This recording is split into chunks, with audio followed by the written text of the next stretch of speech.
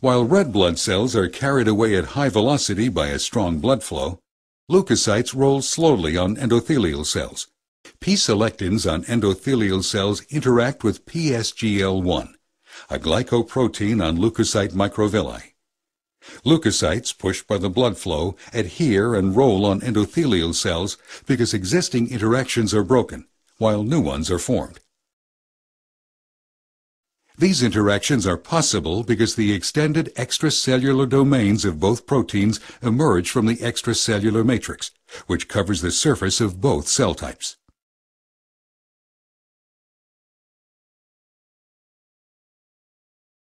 The outer leaflet of the lipid bilayer is enriched in sphingolipids and phosphatidylcholine.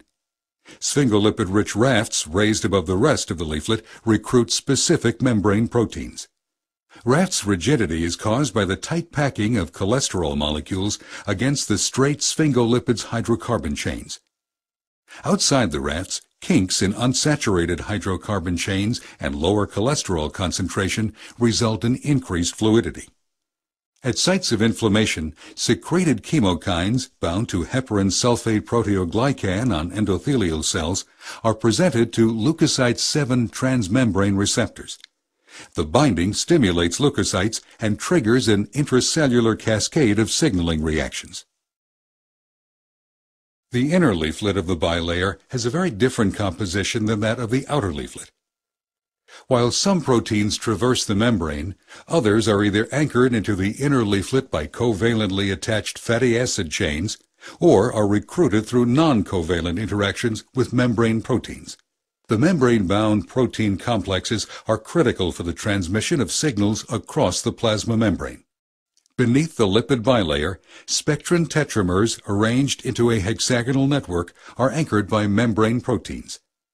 This network forms the membrane skeleton that contributes to membrane stability and membrane protein distribution.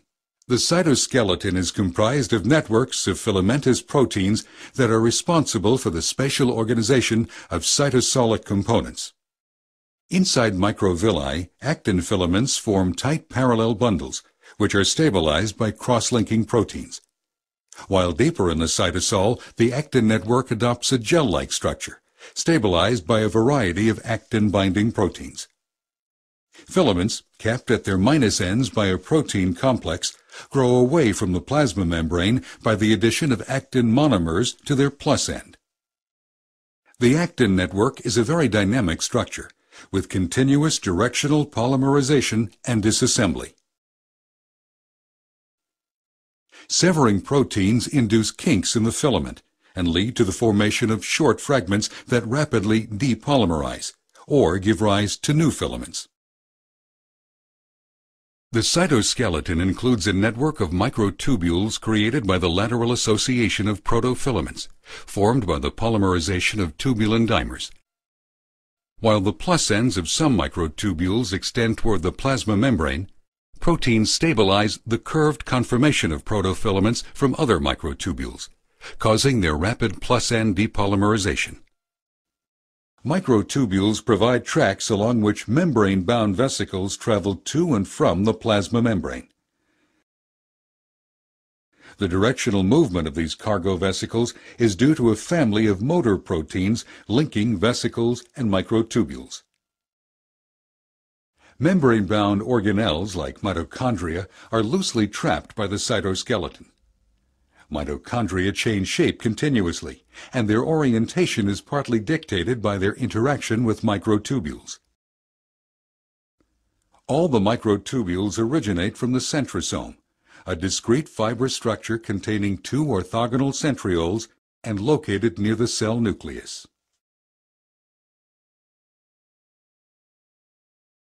Pores in the nuclear envelope allow the import of particles containing mRNA and proteins into the cytosol.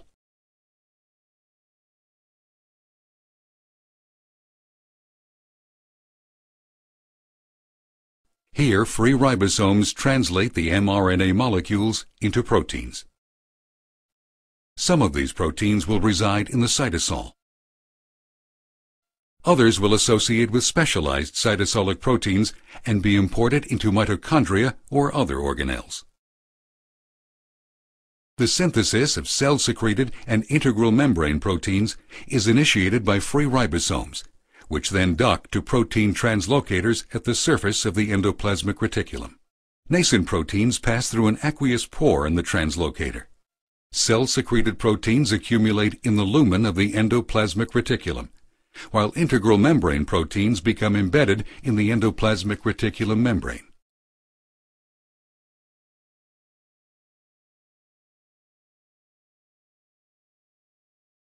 Proteins are transported from the endoplasmic reticulum to the Golgi apparatus by vesicles traveling along the microtubules.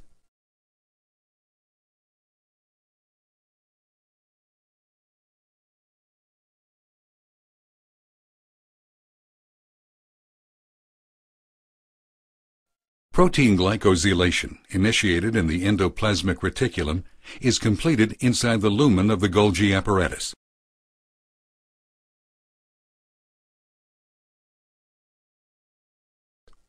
Fully glycosylated proteins are transported from the Golgi apparatus to the plasma membrane.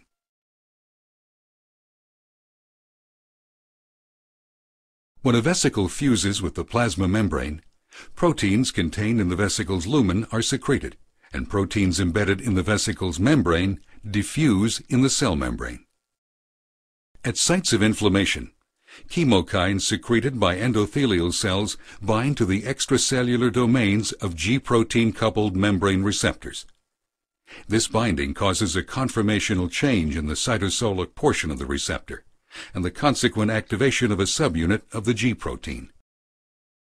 The activation of the G-protein subunit triggers a cascade of protein activation, which in turn leads to the activation and clustering of integrins inside lipid rafts.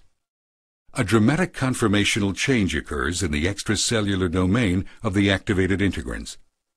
This now allows for their interaction with ICAM proteins displayed at the surface of the endothelial cells. These strong interactions immobilize the rolling leukocyte at the site of inflammation. Additional signaling events cause a profound reorganization of the cytoskeleton, resulting in the spreading of one edge of the leukocyte. The leading edge of the leukocyte inserts itself between endothelial cells, and the leukocyte migrates through the blood vessel wall into the inflamed tissue. Rolling, activation, adhesion, and transendothelial migration are the four steps of a process called leukocyte extravasation.